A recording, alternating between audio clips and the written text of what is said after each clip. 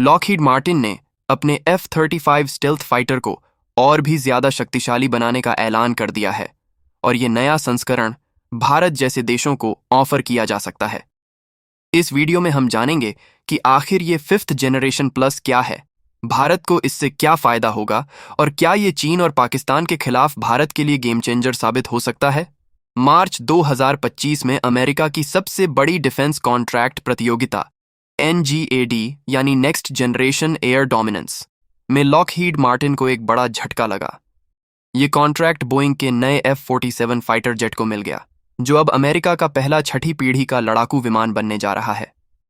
इतना ही नहीं, लॉकहीड को अमेरिकी नौसेना की FA-XX प्रतियोगिता से भी बाहर कर दिया गया, जिससे कंपनी की अगली पीढ़ी की योजनाओं को बड़ा नुकसान पहुंचा।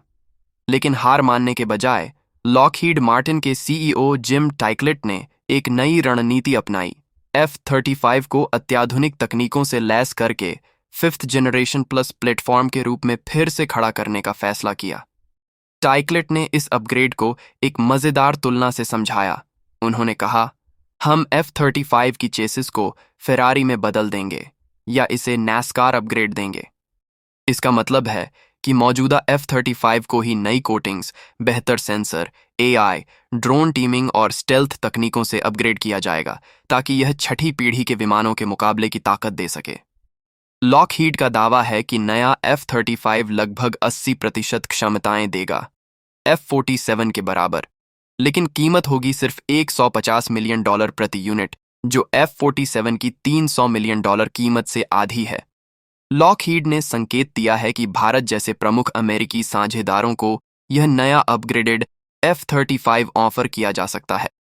भारत, जो अभी भी MRFA multi role fighter aircraft tender के तहत नए फाइटर की तलाश में है, उसे अमेरिका ने पहले F-21 ऑफर किया था, जो एक कस्टम F-16 है।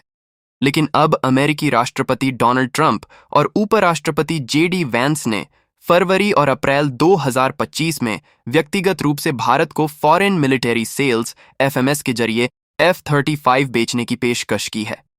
ऐसा माना जा रहा है कि भारत को मिलने वाला संस्करण F-35D हो सकता है, जो कि विशेष रूप से इंडो पैसिफिक क्षेत्र की जरूरतों को ध्यान में रखते हुए कस्टम बनाया जाएगा, जिसमें चीन और पाकिस्तान के खतरे मुख्य रूप से शामिल हैं।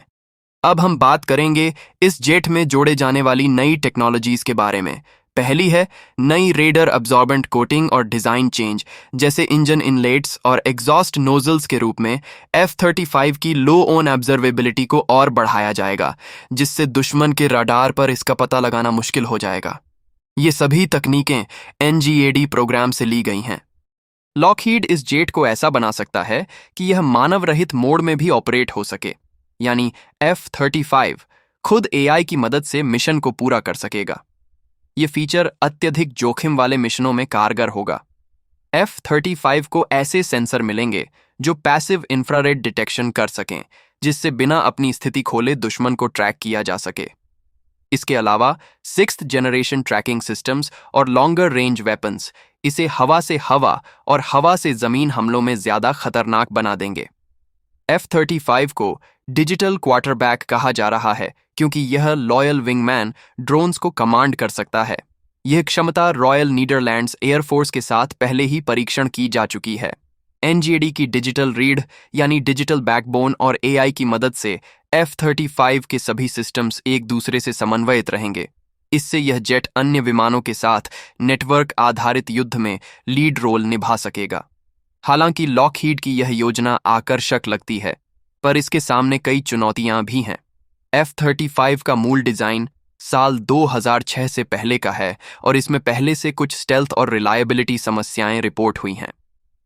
इतनी एडवांस तकनीकों को शामिल करना बिना प्रोडक्शन स्लो किए और बजट से बाहर गए बिना एक बड़ी इंजीनियरिंग चुनौती होगी।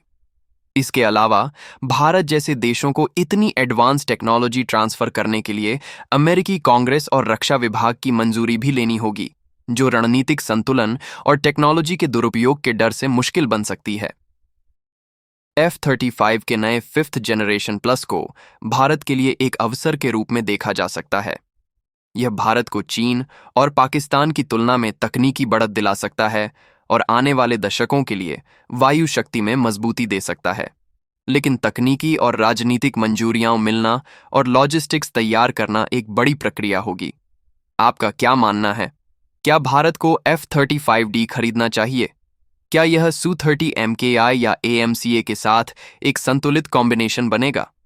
अपने विचार नीचे कमेंट में जरूर लिखें। वीडियो पसंद आया हो तो लाइक, शेयर और सब्सक्राइब जरूर करें।